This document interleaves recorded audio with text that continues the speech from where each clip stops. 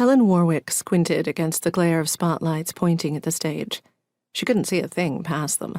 Not the reporters she knew to be out there, nor the friends and family here to lend support.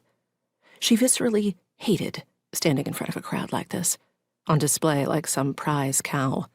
She craved the shadows, invisibility, seeing but not seen. Yet here she was. Being exposed was bad enough, but being blind was even worse. It went against every fiber in her hunter's soul to be so exposed, so helpless to spot an incoming threat and protect herself. Her son, Mitch, stood at a podium center stage with his wife, Nancy, at his right elbow. Her other two children, middle child Peter and his husband, Leong, and her youngest, Jane, lined up behind Mitch. Her husband, Gray, the lucky dog, was in South America trying to save the rainforest and had dodged this miserable event. On the other end of the line of family was her mother, Constance Stapleton. It was just as well that they were on opposite ends of the stage. Her indomitable mother, veteran of dozens of Henry Stapleton's runs for Congress, would have told her to stop fidgeting and smile for the cameras. With a sigh, Helen pasted a fake smile on her face and suppressed an urge to tug at the collar of her silk blouse. She felt the caked-on stage makeup cracking on her skin and dialed down the smile a little.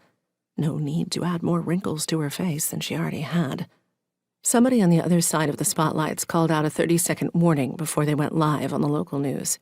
Mitch, acting district attorney for Washington, D.C., after his boss had been gunned down 3 months ago, was announcing his candidacy today for the permanent DA job. Hence the command appearance by the whole Warwick clan in their Sunday best at his press conference.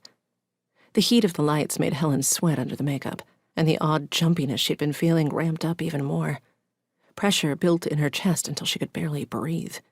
Every instinct in her screamed to get out of the light or die. To move. Now. Mitch would kill her if she ruined his big moment. Must stand still. A drop of perspiration rolled down her temple and slid down her cheek. She tried to breathe, but her entire chest felt paralyzed. Adrenaline surged through her, making her body feel hot and cold, weak and strong, coiled to spring. She trembled from the effort of forcing herself to stand still. She couldn't do this.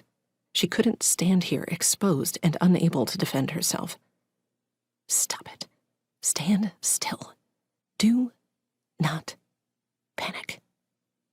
Nope. The urge was too much to control. She'd spent too many years listening to her instincts, backing out of situations where she suddenly felt as if she were lined up in somebody's crosshairs, to ignore the warning screaming in her mind. She eased to the left edge of the raised platform erected in the middle of a much larger stage and turned sideways. She slid to the forwardmost edge of the dais where she could stand beside those blasted spotlights and not in front of them any longer.